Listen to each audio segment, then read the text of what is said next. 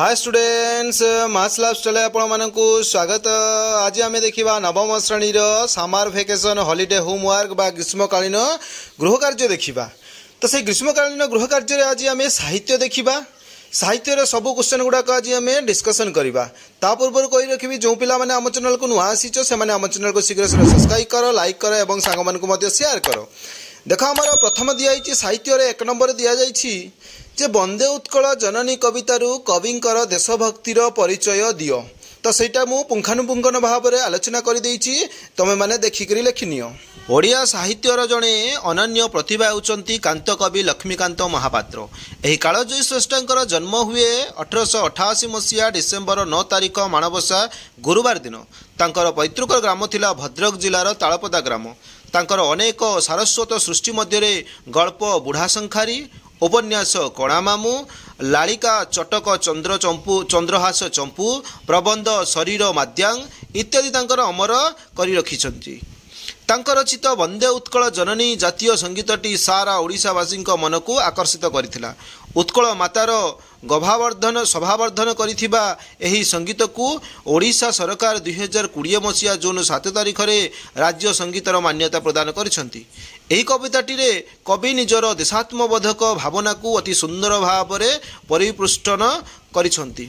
उत्कल प्रदेश को माता रूप में अभिहित करी कवि तांकर वंदना करने सहित तांकर जश कीर्ति को कलम मुନରେ तोली धरी निजर देशभक्तिर परिचय देइछंती। प्रकृत में उत्कल रे प्रकटित हुए प्रकृत रानीर लीला विलास। उत्कल मातार प्रकृतिर रूप छटा जनमानस को मुग्ध करिथाए, विमुग्ध करे। समस्त सुषमार प्राणकेन्द्र हेउची एक उत्कल माटी, जार शरीर को सागरर पवित्र जलराशि प्रक्षालय करे।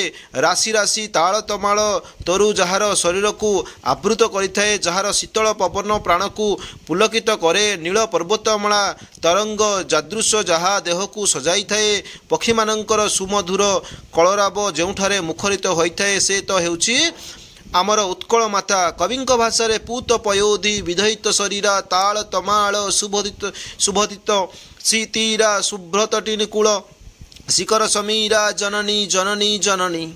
पुनश्च ओडिशा हेउची मंदिर मालिनी पवित्र उपासनार पीठस्थल हेउची एई उत्कल माटी।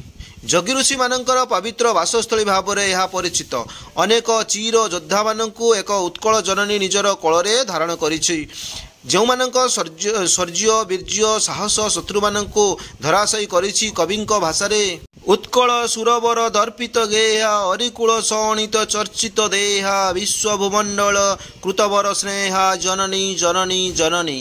अनेक कवि विद्वान माने एक उत्कल मातार कीर्तिराजी को तांकर काव्य कवितार स्थान दे तार श्रेष्ठता को प्रतिपादन करिसंती। एक उत्कल माटी जे पुण्यवती शरणदात्री ताहा मध्य प्रमाणित। वास्तविक देखा गले कवि यही कविताटी रे उत्कल मातार प्राकृतिक सुषमा वीरगाथा कलाकृति कारुकार्य ज्ञान विज्ञान प्रदर्शन पुण्य तीर्थक्षेत्र प्रभृति समस्त दिगरु उत्कल माता जे वंदनीय पूजनीय ताहा वर्णना करी देश प्रेमर परिचय देइछंती। नेक्स्ट क्वेश्चन 2 नंबर देइछि वंदे उत्कल जननी कवितारू उत्कलर वैशिष्ट्य उल्लेख कर। स्वतंत्र उत्कल प्रदेश गठन पाई उत्कल सम्मेलन अनुकूल्य होइथिबा आंदोलन रे प्रभावित होई कांत कवि वंदे उत्कल जननी रचना करथिले। सत्यवादी जुगर चिंता और चेतना द्वारा अनुप्राणित कवि मातृभूमि प्रति और देश प्रेमर उद्बुद्ध होइथिले। विशेषकर उत्कल गौरव मधुसूदन दासंक बाणी उत्कल जननी पूर्णांग रूप गठन पाई स्वार्थमेध यज्ञ छाती को मिसाई छाती द्वारा गभीर प्रेरणा लाभ करथिले। तेणु एही गीतिकार प्रत्येक पदरे उत्कल भूमिर वैशिष्ट्य प्रतिपादित होइछि। उत्कल भूमिर समुद्र जलधारा पवित्र स्वच्छ जल धारण करिथिबा नदीगुड़िक ताल तमाल श्यामल वृक्षराजी द्वारा सुशोभित। उत्कलर घंच वन बनानी समुद्रर उर्मी सम नील पर्वतमाला पक्षी मानकर कलरव और कृतिक्षेत्र गुड़िकर सभा ये भूमिर विशेषत्व। ज्ञान विज्ञान क्षेत्र में पठाणी सामंत प्राणकृष्ण परिजा जयदेवंक भली मनीषी माने समग्र विश्व को पथ प्रदर्शन करिसंती।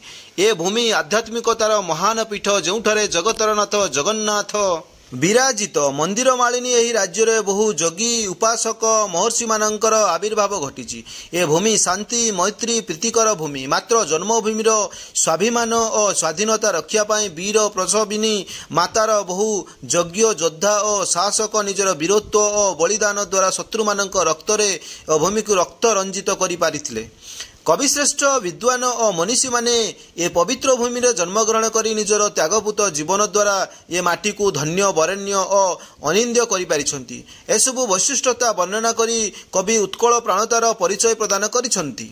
नेक्स्ट क्वेश्चन देख 3 नंबर रही स्वतंत्र उत्कल प्रदेश गठन थिला ओडिया अस्मितार एक परिचय। यही प्रसंग को वर्णना करी सांग निकट को पत्रटीए लेख। सेटा मु लिखि देइछि, तमे माने लेखिनियो। देख सांग पाखक जो पत्रटे रही देख एपटे तुम एड्रेस गुड़िक लिख सहित तारीख लिख एवं गोटे सांगर ना जमी लिख देख प्रिय बिजु मोर स्नेह नेब मौसा मौसी को मोर प्रणाम जनाईदेव। गतकाली तुम चिठी पाई बहुत खुशी हेली। मु आज तुमको उत्कल प्रदेश गठन और यह ओडिया अस्मितार परिचय सह जड़ित किसी कथा लिखुअछि। 1936 मसीहा एप्रिल 1 तारिख में उत्कल प्रदेश एक स्वतंत्र प्रदेश भाव गठन होता, जहाँ ओडिया भाषा संस्कृति और ऐतिह्य को संरक्षण करने एक ऐतिहासिक माइल खुंट थिला। यह पूर्व ओडिया भाषाभाषी अंचल गुड़िक विभिन्न प्रदेश अधीन थिला, जहाँ ओडिया अस्मिता को दुर्बल करुथिला। उत्कल गौरव मधुसूदन दास, फकीरमोहन सेनापति, गोपबंधु दास आदि महान नेता अक्लांत परिश्रम और उत्कल सम्मेलन प्रयास यही स्वप्न साकार होइथिला। स्वतंत्र उत्कल प्रदेश गठन ओडिया अस्मितार एक जागरण थिला। यह ओडिया भाषा साहित्य कला संस्कृति और परंपरा को एक नुआ मान्यता देइथिला।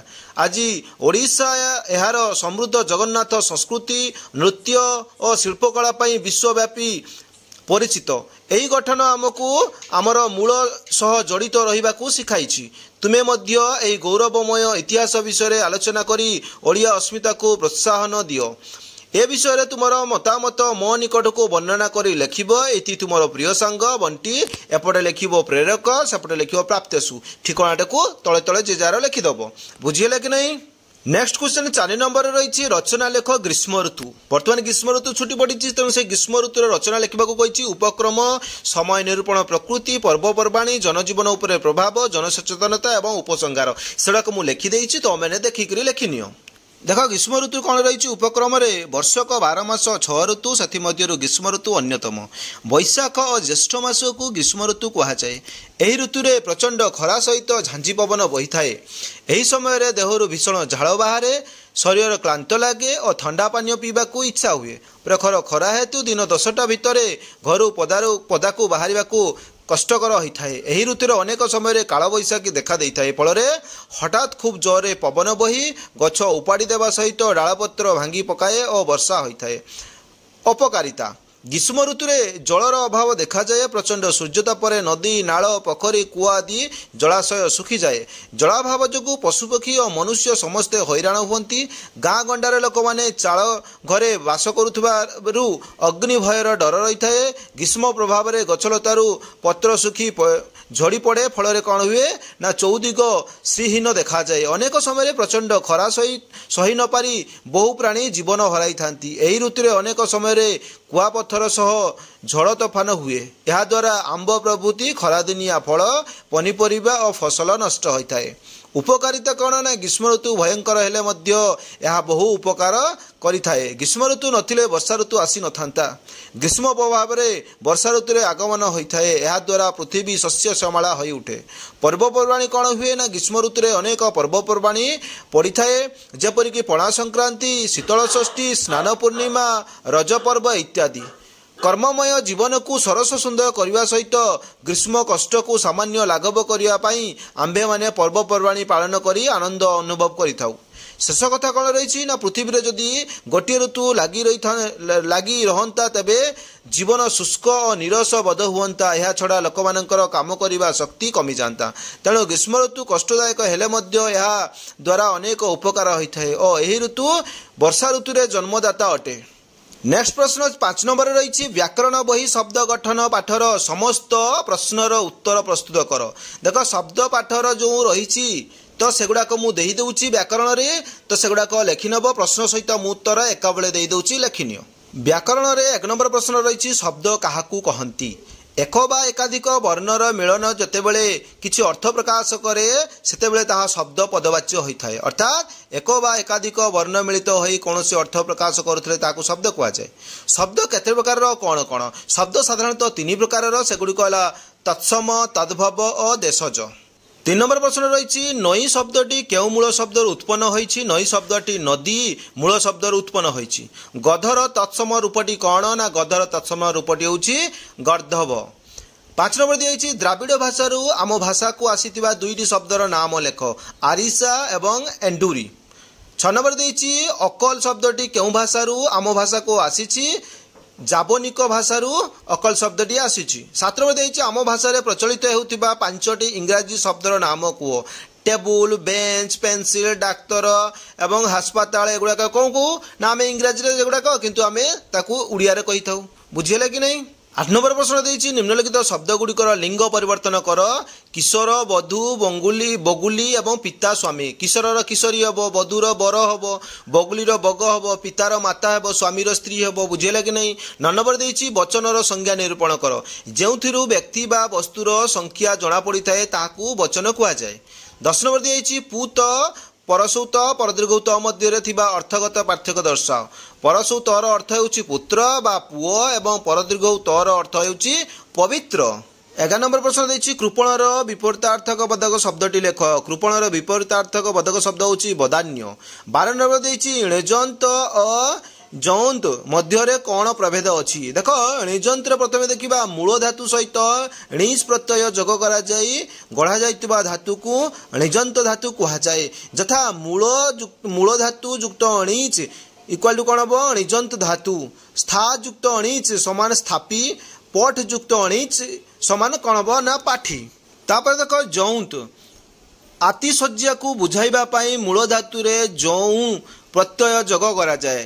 एथिरु जो धातुटी उत्पन्न हुए ताहाकू कुआଯାଏ जौंत धातु। यथा मूल धातु युक्त जौं इजुअल टू जौंत धातु ज्वाल युक्त जौं इजुअल टू कौन हम ना जाज्वल्य एवं दीप युक्त जौं इजुअल टू कौन हम ना देवीप्य। एई भलिया शब्द गुड़िक अछि। 13 नंबर प्रश्न अच्छी निम्नलिखित विशेष्य पदगुड़िक विशेषण पदरे परिणत कर जमी स्थापन दिखाई स्थापन कौन हम स्थापित ज्ञापन ज्ञापित पालन पालित चालन चालित पाठन पाठित हम। 14 देछि प्रत्येक धारे थिबा भिन्न धर्मी शब्दटी को बाछि लेख। धनरत्न भलमंद किणाबिका सुख दिक से अलग शब्दटी हम धनरत्न। पेट बाटणा बंधु बांधव बासन कुसन लुगापटा ए कौन आसब ना बंधु बांधवटी अलग आसब। पिपासा जिज्ञासा तमाशा एवं पिपठिसा सेटर अलग आसब कौन ना तमसा अलग आसब। एटी सरिला आमर ग्रामारटी। नेक्स्ट क्वेश्चन आमर 6 नंबर रही कांत कवि लक्ष्मीकांत समसामयिक कवि मानकर नामर एक सारणी प्रस्तुत करी सेमानकर साहित्य कृति गुड़िक लेख सेगुड़ाक मु लेखि देछि लेखिनियो। देख 6 नंबर रही कांत कवि लक्ष्मीकांत महापात्र सत्यवादी जुगर जड़े महान कवि थिले।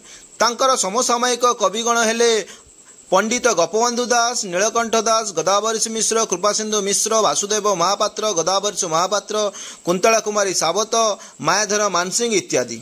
सेमानकर कृतित्व गुड़िक रही प्रथमे गोपबंधु दासंकर रही ग महात्म्य ब्रह्मतत्व बंदीर आखि कथा धर्मपद एगुड़ाक रही। नीलकंठ दासंकर रही कोणार्क मायादेवी खारबेल तापर प्रतायिनी।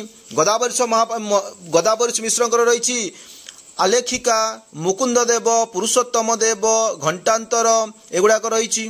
तापर हूँ कौन ना गदावरीश महापात्र रही बातापुर प्रभाव कुसुम उठ कंकाल कंटा फूल। कुंतला कुमारी सावतकर रही अंजलि अर्चना भ्रांति उच्छ्वास तापर परसमणि काली बहु एगुड़ाक रही। मायाधर मानसिंह रही धूप जेमा साधव झील पूजारिणी हेमशस्य एगुड़ाक रही। एटी तो सरिला आमर जहाँकि आज 6 नंबर पाखे सरिला साहित्य सरिला। नेक्स्ट आम इंग्लीश आलोचना करवा से पर्यटन विदाय दिंतु। जो पिला आम चैनल को नुआ आसीच से आम चैनल को शीघ्र सब्सक्राइब कर लाइक कर ता सहित सांग को शेयर कर और चैनल जॉइन हो जाओ।